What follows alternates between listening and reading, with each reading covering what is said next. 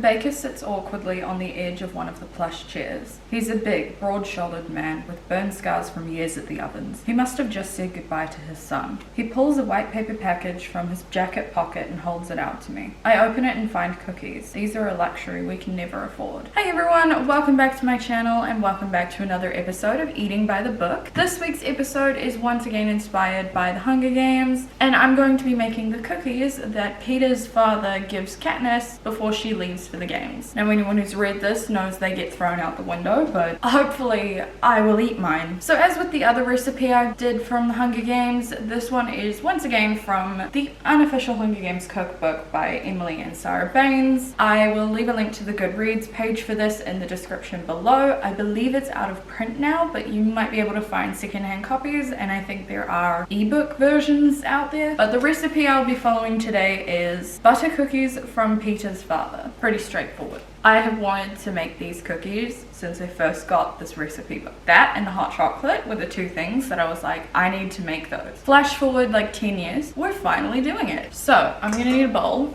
because most things need to be mixed in a bowl. So it says, in a bowl, beat butter, sugar, salt, and vanilla. 1 cup of butter, half a teaspoon of salt, 1 cup of sugar. I don't see this going well for me when I turn the beater on. And 2 teaspoons of vanilla extract.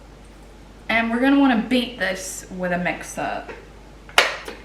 Is everyone prepared for sugar to go flying out of this bowl? Because I'm not. I might cut this hunk of butter. So I have cut the butter into more manageable looking chunks, so hopefully that'll actually mix and not just fly sugar everywhere. So I need to beat this until it is smooth and creamy. This is a disaster.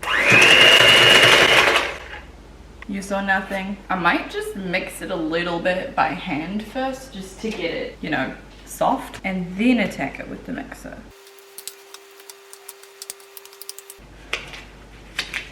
It's a problem because I'm wanting it to get warmer, and the only way I can think of doing that is using my hands. So how's everyone's day going? This is not what the step of the recipe was, but you know what? We have to improvise when things aren't working. Okay, I think we might be getting to a point where I can beat it with the mixer. Alright, take 2 with the mixer. Let's try again. It's all in the beater. At least it's actually working now. Okay, yep, I'm gonna say that's creamy enough. Oh my god, it's all over me. Then we're gonna add 1 egg yolk. Ew, not a big fan of egg. And then I wanna beat this until it is fully incorporated. Done. So then we have 2 cups of flour, and it says to add it 1 cup at a time, beating until just barely mixed. So I'm gonna add like half of it, because that would be a cup. So I'm going to mix this until it is just barely mixed, then put the last half of the flour in and keep mixing until that's just barely mixed. Are we prepared for flour to go everywhere? Oh, I'm going to love cleaning this up.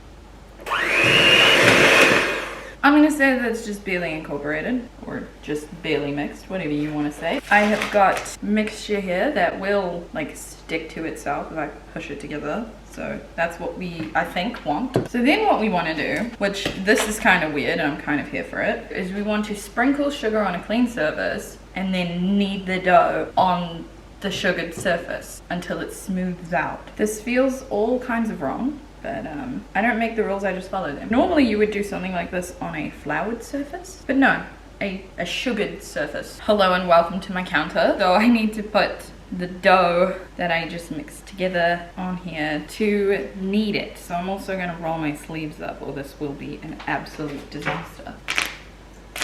Can you hear the bottom of the bowl? There's so much sugar on everything.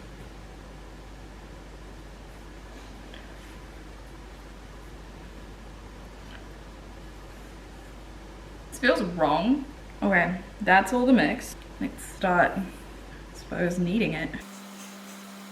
I can see why we're doing this on sugar and not flour, because it's not a very sticky dough, and it's also very close to not being a cohesive hunk of anything. So doing this on flour would only make it crumble more. I don't know what I'm doing. Can you tell? How obvious is it? But it is forming a dough now. Like, this is a a thing. So it says to knead until the dough smooths out, which I mean, I feel like it was pretty smooth to start with. It's definitely a smooth dough now. Then it says to roll it into one long log about 1.5 inches in diameter, and then cover it with plastic wrap and chill for at least 2 hours.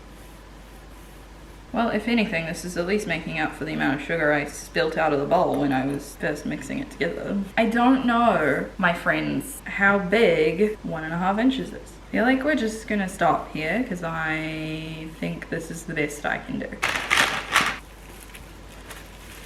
All right, it's a burrito. So now this goes in the fridge for 2 hours. 2 hours. This is why like professional cooking shows will be like, here's one I prepared earlier, but I haven't done that. So we will meet again in 2 hours with a chilled butter cookie log.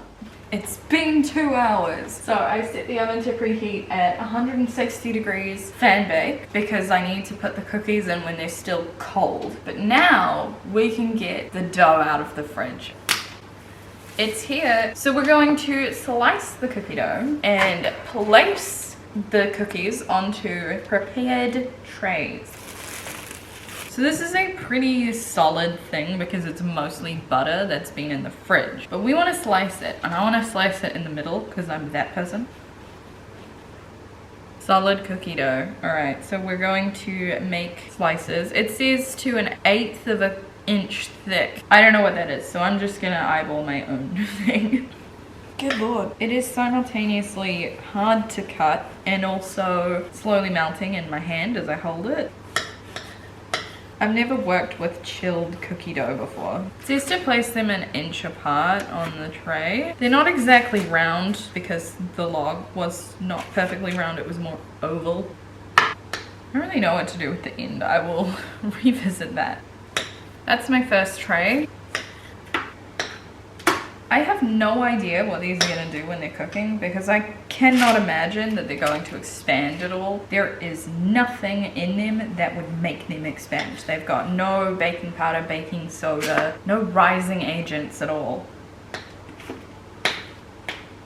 I'm so excited to eat these though. The mixture tasted really nice, so I have high hopes. Yeah, the end pieces are questionable. That was always gonna happen, especially this one. This one's gonna be tiny. So it says bake until cookies just begin to turn golden around the edges, which is apparently about 15 to 18 minutes, according to the recipe. So my oven is preheated, so we're just gonna pop the cookies in and set the timer for 15 minutes. I will check them. If they need a little longer, I'll put them back in and I'll just keep monitoring it and I'll come back to you guys when they are out of the oven.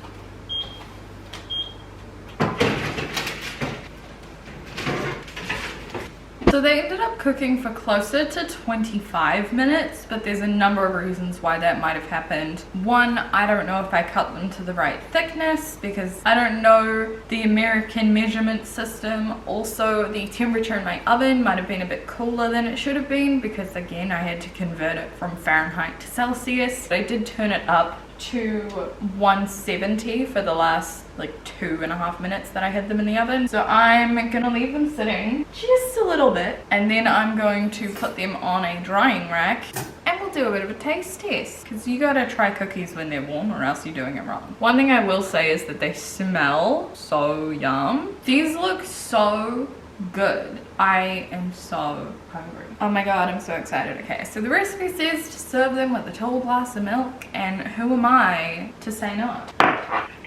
Oh my god, I'm so excited. They actually turned out a really good size. Wow. This is good. It tastes like a chocolate chip cookie without any chocolate chips in it. And to be honest, that's everything. This is a roaring success. I think this is the best thing I've made so far in this series. Like, I will probably make these again. They're so yum.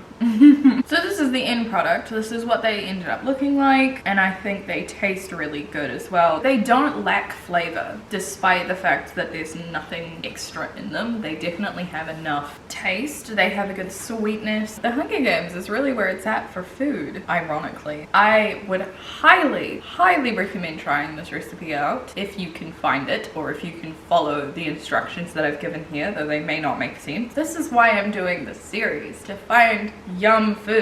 I want to eat another one, but I can't just stand here and eat on camera. If you guys have any suggestions for future episodes of this show, let me know in the comments down below. I would love to hear what you guys think. Also, if you have any feedback, leave a like if you enjoyed this video, and please subscribe if you want to see more content from me. I do post every week, and I post eating by the book episodes every month. There should be a link to the playlist somewhere on screen. But otherwise, I hope you guys have a good day, good evening, good morning, good night. I don't know what time it is when you watch this, and I hope to see you guys next time in a new video. Bye.